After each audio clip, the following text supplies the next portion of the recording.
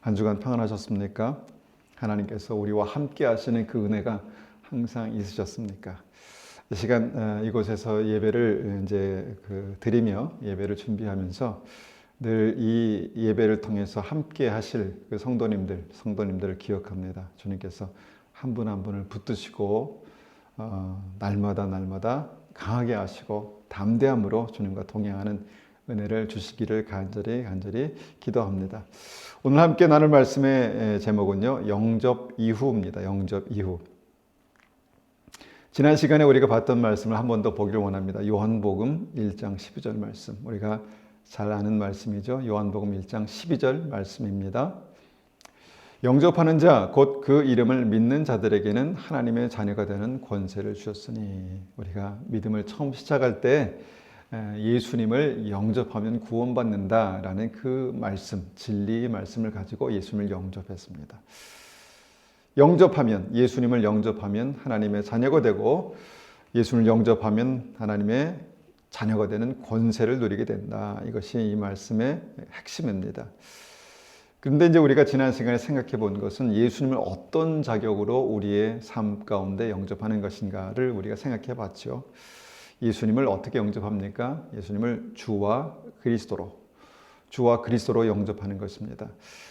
이것의 어떤 근거가 되는 말씀이 사도행전 2장 36절이죠. 그런즉 이스라엘 온 집은 확실히 알지니 너희가 십자가에 못 박은 이 예수를 하나님이 주와 그리스도가 되게 하셨느니라. 예수님을 영접하는 것은 예수님이 나의 주인, 나의 그리스도, 유일한 메시아가 되는 것을 영접이라고 말합니다. 그 영접 이후에 하나님께서 나의 아버지가 되시고, 그 영접 이후에 나는 하나님의 종이 되고, 그 영접 이후에 우리는 성숙한 믿음의 그리스도의 신부가 되고, 또 주님께서 말씀하신 친밀한 친구가 되는 것이죠.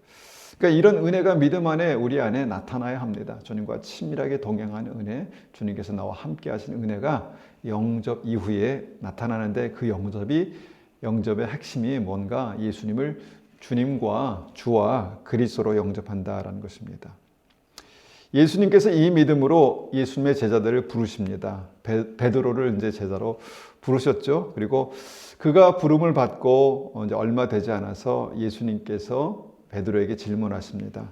너는 나를 누구라 생각하느냐? 이렇게 물어보시죠. 베드로도 예수님을 영접했을 것입니다. 그런데 어떻게 영접했는지를 다시 한번 물어보시는 것입니다. 그때 베드로가 대답합니다. 주는 그리스도시요 살아계신 하나님의 아들입니다. 하나님의 독생자 예수님은 메시아시고 나의 주인이 되십니다. 라고 그렇게 고백한 것입니다. 정말 중요한 믿음의 고백이죠. 그때 주님은 이 믿음의 고백을 정말 기뻐하셨습니다. 그리고 말씀하시죠. 마태복음 16장 17절 이하의 말씀입니다.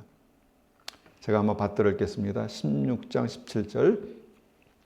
예수께서 대답하여 이르시되 바요나 시몬아 내가 복이 있도다. 이를 내게 알게 한 이는 혈육이 아니요 하늘에 계신 내 아버지시니라. 또 내가 내게 이르노니 너는 베드로라. 내가 이 반석 위에 내 교회를 세우리니 음부의 권세가 이기지 못하리라. 내가 천국 열쇠를 내게 주리니 내가 땅에서 무엇이든지 매면 하늘에서도 매일 것이요 내가 땅에서 무엇이든지 풀면 하늘에서도 풀리리라. 베드로의 믿음은요, 예수님을 주와 그리스도로 영접함으로 시작되었고요. 베드로가 그때 교회의 반석이 되는 사명을 받았고요. 또 정말 그 사명을 위해서 천국 열쇠를 약속받았고요. 하늘의 능력과 권세를 약속받았습니다. 우리가 여기까지 읽어보면 다 끝난 것 같습니다. 믿음에 대해서 베드로는 예수님을 주와 그리스도로 영접했기 때문에, 하나님의 아들이신 예수님을 그의 주와 그리스도로 영접했기 때문에 믿음에 대해서 다 끝난 것 같습니다. 그런데 그 이후에 일어난 사건을 보면 그것이 아니라는 사실을 발견하게 되죠. 21절입니다. 21절. 이때로부터 예수 그리스도께서 자기가 예루살렘에 올라가 장로들과 대제사장들과 서기관들에게 많은 고난을 받고 죽임을 당하고 제3일에 살아나야 할 것을 제자들에게 비로소 나타내시니. 예수님은 비로소 그때 천국 비밀, 십자가 복음을 말씀하십니다. 예수님께서 이 땅에 오신 그 이유를 말씀하시죠. 십자가의 대속과 그 부활을 말씀하셨습니다. 얼마나 중요한 복음입니까?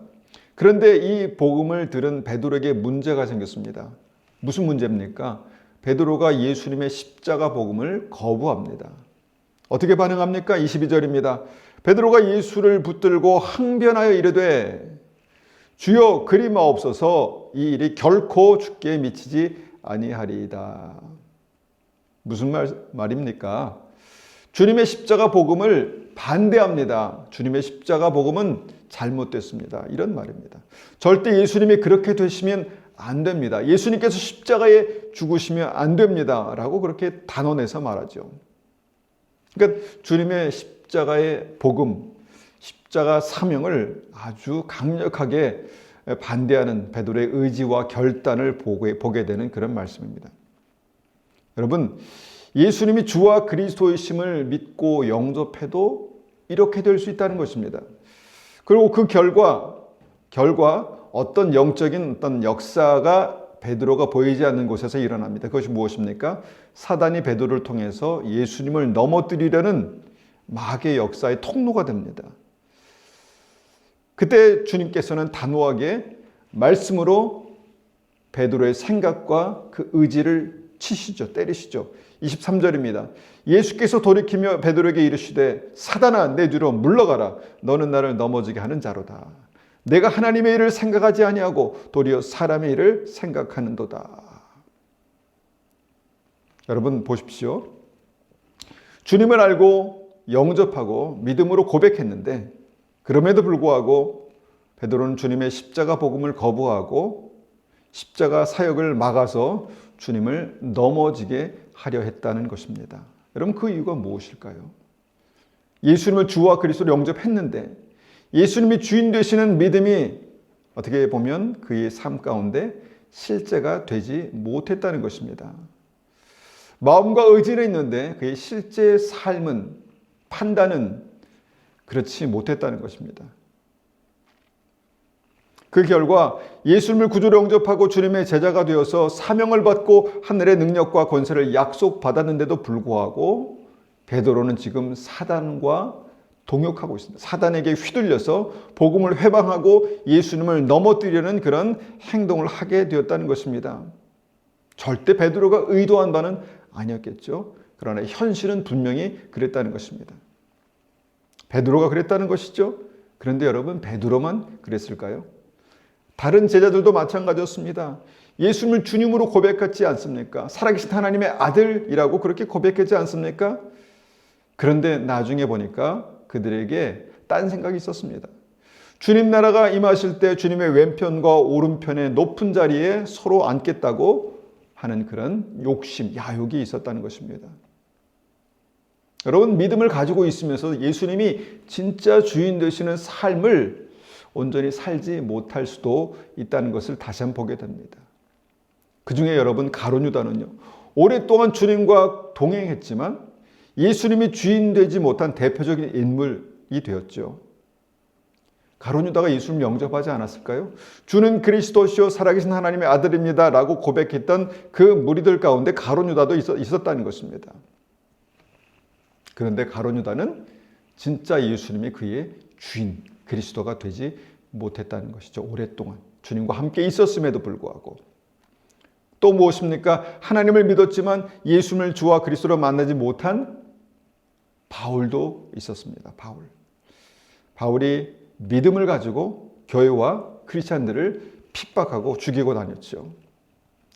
구약으로 넘어가서 여러분 믿음의 사람들을 보면은요, 그들이 하나님을 믿었지만 하나님이 그의 삶의 완전한 주인 되시는데 아브라함에게는요 100년이 걸렸습니다.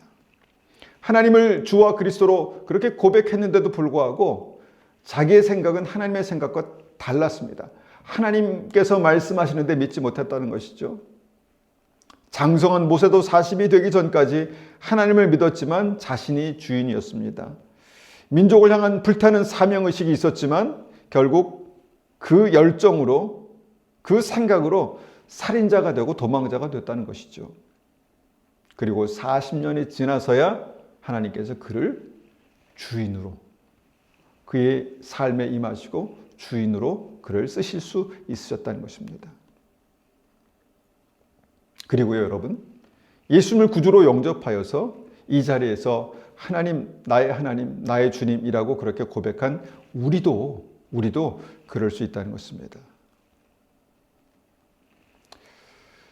그런데 하나님의 은혜는 무엇입니까? 예수님을 영접한 이후에도 마귀와 함께 주님을 넘어뜨리려 했던 베드로를 주님께서 사단아 물러가라 말씀으로 그의 의지와 그의 판단을 때리셨지만 주님께서는 베드로를 절대 버리지 않으셨습니다. 끝까지 데리고 다니시면서 끝까지 은혜 주시고 끝까지 함께 사역하게 하셨죠. 그렇게 베드로가 3년 반을 주님과 동행합니다. 그런 다음에 그의 사역의 끝에서, 예수님의 사역의 끝에서 또 한번 결정적인 위기가 오죠. 바로 예수님께서 잡히시던 밤이었습니다. 본인이 구주로 영접한 예수님을 보니까 예수님께서 믿음에서 실패한 것처럼 보였다는 것입니다. 그래서 본인의 말로, 의지로 예수님을 3번씩 부인하죠. 저주하죠. 그리고 예수님을 버렸습니다. 예수님을 배신했습니다. 주님은 베드로를 절대 버리지 않았는데 베드로가 주님을 그 순간 버린 것입니다. 이때 베드로의 믿음에 큰 위기가 또 한번 찾아오죠. 그러면 이 시점에서 한번 질문을 던져봅니다. 베드로는 처음부터 예수님을 주와 그리스도로 영접한 것일까요? 영접했습니다. 분명히 영접했습니다. 예수님께서 그 영접한 믿음을 확인하시고 칭찬하셨죠. 그런데 그 믿음이, 예수님의 실제 주인 되시는 그 믿음이 그 삶 가운데 완성되지 못했다는 것입니다. 많은 위기가 있었다는 것입니다. 이유가 무엇일까요? 소도에서 우리가 잠깐 보았지만 마태복음 16장 23절이 이렇게 기록됩니다. 내가 하나님의 일을 생각하지 아니하고 도리어 사람의 일을 생각하는도다. 여러분, 하나님의 일을 생각하지 아니하고 도리어 사람의 일을 생각하는 주체가 누굽니까? 베드로의 자아입니다. 무슨 말씀입니까? 예수님을 주와 그리스도로 영접했지만 아직 실제로 100% 주님이 베드로의 주와 그리스도가 되기까지는 시간이 걸렸다는 것입니다. 예수님이 100% 주임 되시면 하나님을 생각하고 하나님의 일을 생각할 텐데 그렇게 되지 못했다는 것입니다. 사람의 일을 생각하며 사람의 생각, 사람의 의지에 머물러 있었다는 것입니다. 다시 말하면요, 베드로는 예수님을 영접한 이후에도 스스로 주인의 자리에 앉아 생각하고 판단하고 결정했다는 것이죠. 특별히 중요한 순간마다, 위기의 순간마다 아직도 스스로가 주인인 것이 그렇게 드러났다는 것입니다. 들통났다는 것입니다.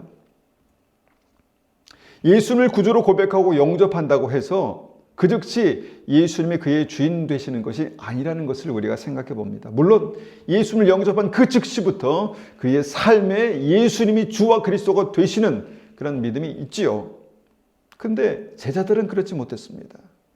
어떤 그 믿음이 실제가 되는 과정이 있었다는 것입니다. 이것이 너무너무 중요한 복음입니다. 그것이 무엇입니까? 바로 십자가 복음입니다.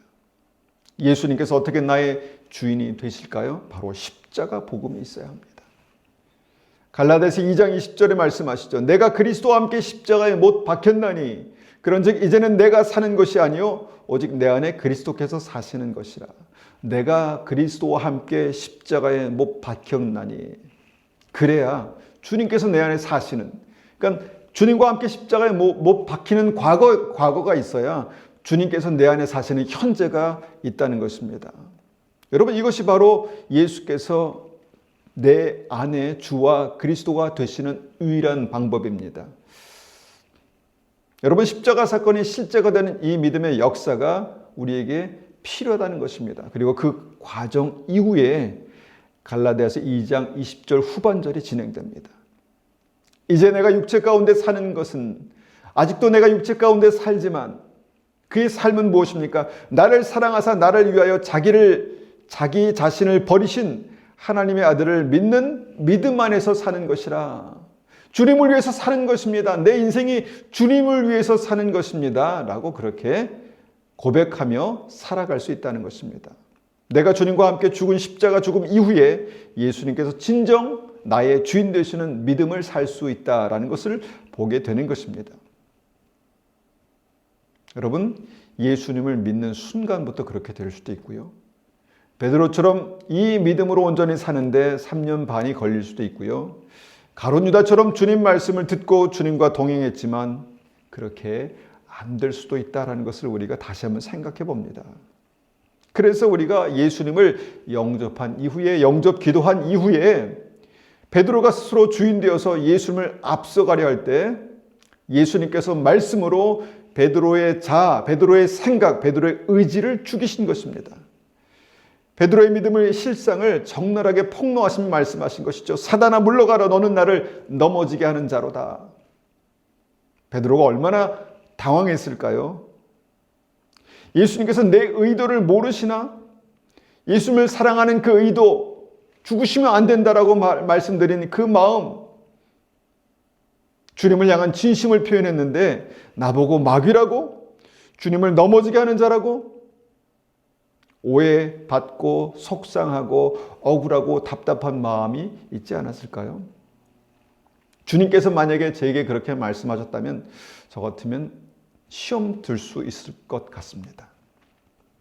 아마 혹시나 자리를 박차고 화가 나서 그 자리를 떠났을 수도 있을 것 같아요. 그런데 베드로는 참 귀한 믿음이 있었습니다. 그 좌우의 날선 검과 같은 정말 날카로운 주님의 말씀에 그냥 찔립니다. 찔려 죽습니다. 그의 의지와 그의 생각과 그의 자아가 찔려 죽습니다. 어떤 반박이나 대꾸도 하지 않고요. 상처나 원망도 볼 수 없습니다. 그의 자아가 그렇게 이제 찔린 것이죠. 여러분, 이런 일이 한 번만 있었을까요? 아마 주님과 동행한 내내 몇 번이고 이런 일들이 있었을 것입니다. 주님께서 자주 말씀하셨죠. 믿음이 적은 자요, 믿음이 없는 자요 라고 그렇게 책망하셨죠. 이것은 말씀으로 그들의 실상을 드러낸 것입니다. 그들의 믿음이 없는 자아를 찌르신 것입니다. 주님 말씀은 그렇게 베드로의 자아를 찌르셨습니다. 여러분, 우리가 믿음 생활을 하다 보면 그런 경험을 하지 않습니까? 말씀을 들을 때 찔림이 있습니다. 찔림이 있다는 것은요, 그때 다행히 믿음이 있어서 회개하고 내가 그렇게 살면 안 되겠다라는 그런 생각을 하게 되는 것이죠. 그때 우리의 자아가 죽습니다. 그런데요, 우리의 믿음이 말씀을 들을 때 그 말씀을 믿음으로 우리가 받지 않을 때 어떤 반응이 나타납니까?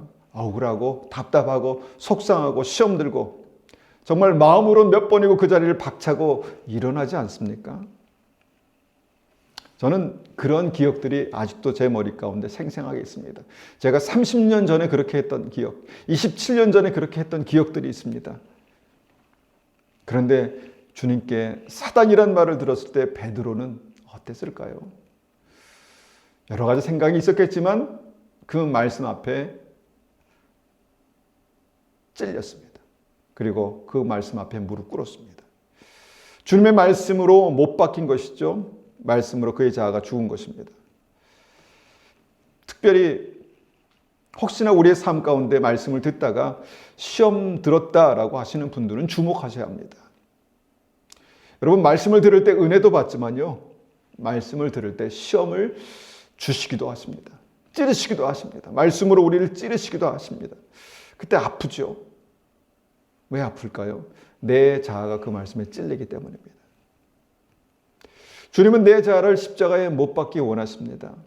내가 원하지 않아도 내 본성은 마귀에게 쉽게 흔들리기 때문에 내가 주인의 자리에서 나를 주관하려 할 때 마귀는 자아를 그렇게 쉽게 흔들려 하기 때문에 그렇다는 것입니다.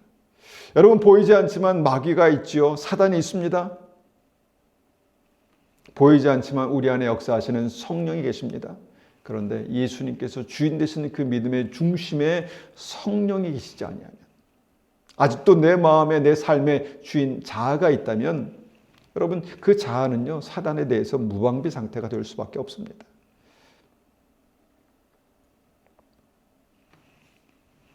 사단이 내게 말하게 할 수도 있습니다. 욕심으로 말하고 비방하고 수군수군하고 욕하고 저주하면서 여러분 이 모든 것들이 마귀가 나를 그렇게 휘두르는 것입니다.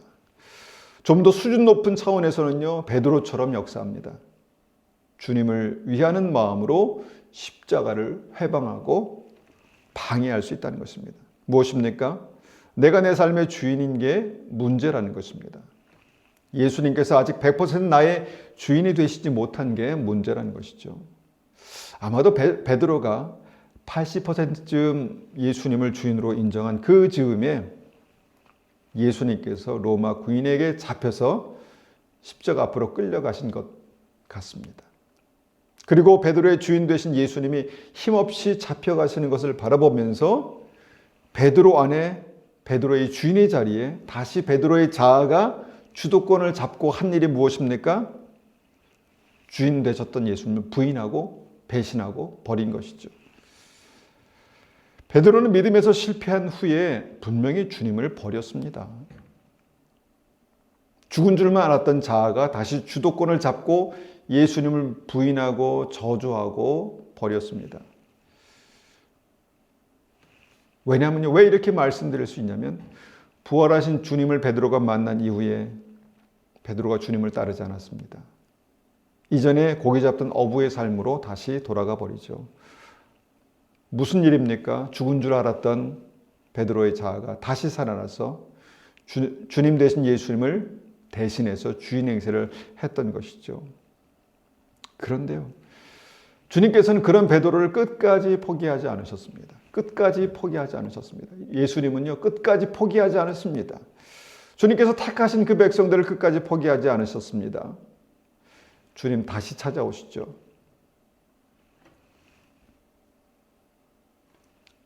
믿음에서 실패한 후에 스스로 주인된 베드로를 향해서 주님께서 다시 말씀하십니다.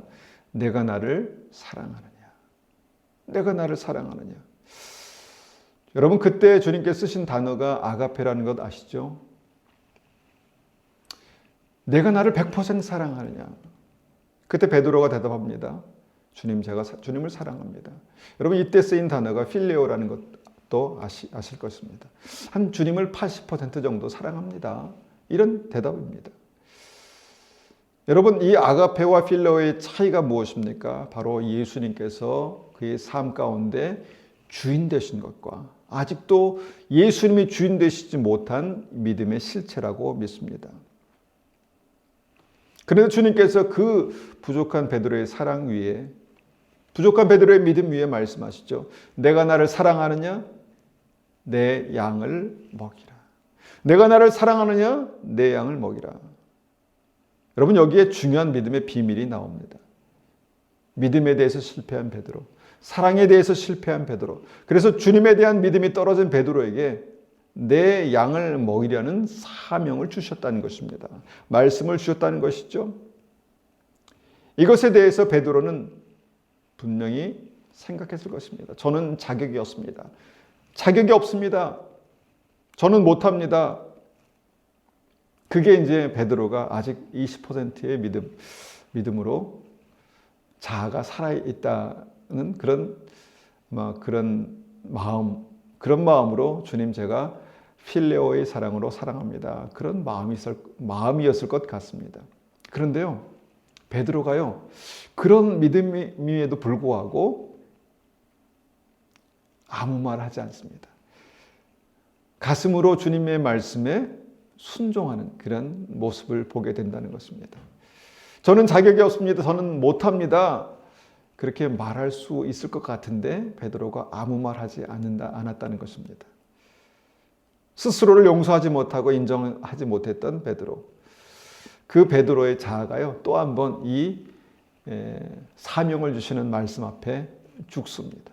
그리고 그 말씀에 순종하죠. 여기서 우리가 십자가에 못 박혀 죽는가를 다시 한번 보게 됩니다.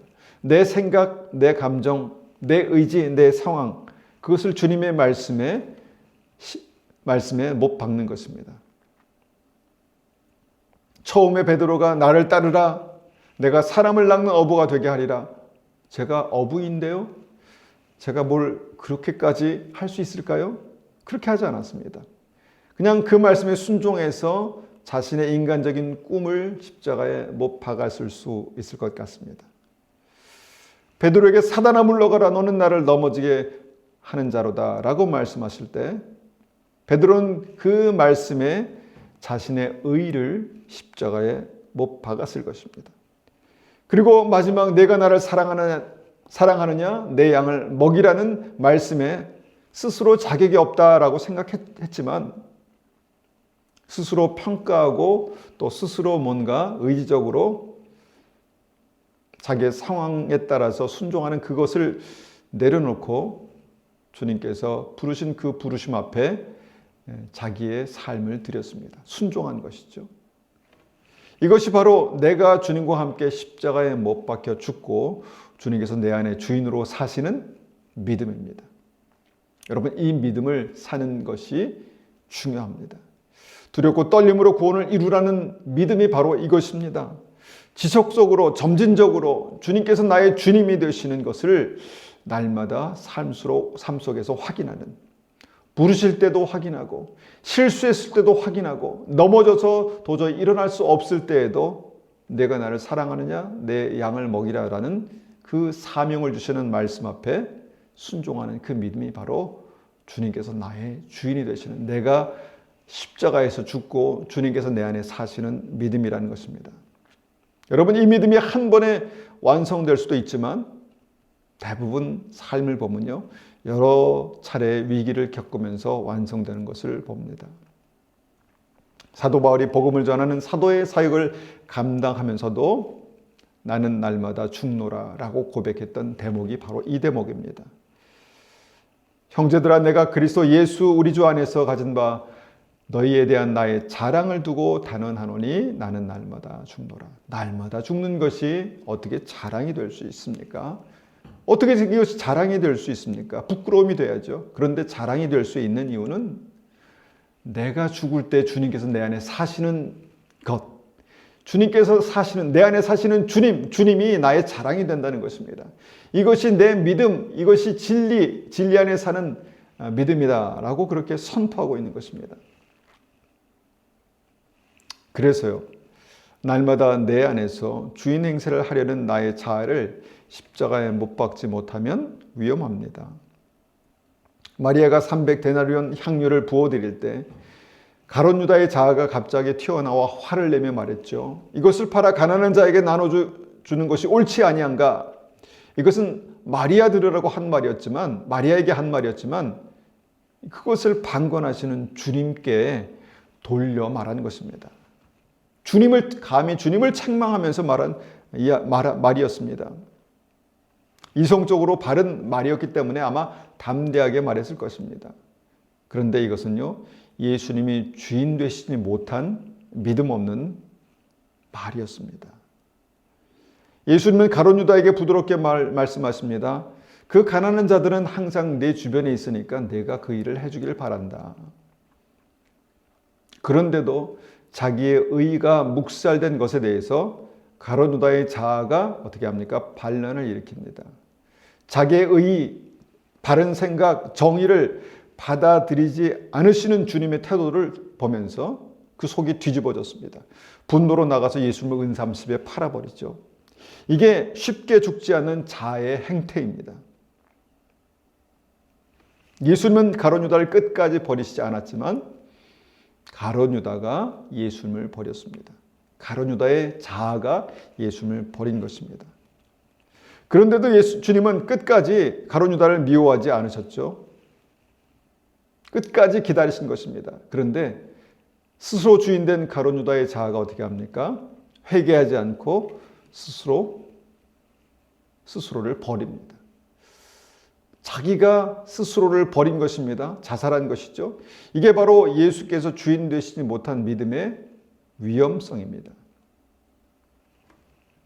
이 시점에서 다시 사도 바울의 고백을 마음에 새깁니다.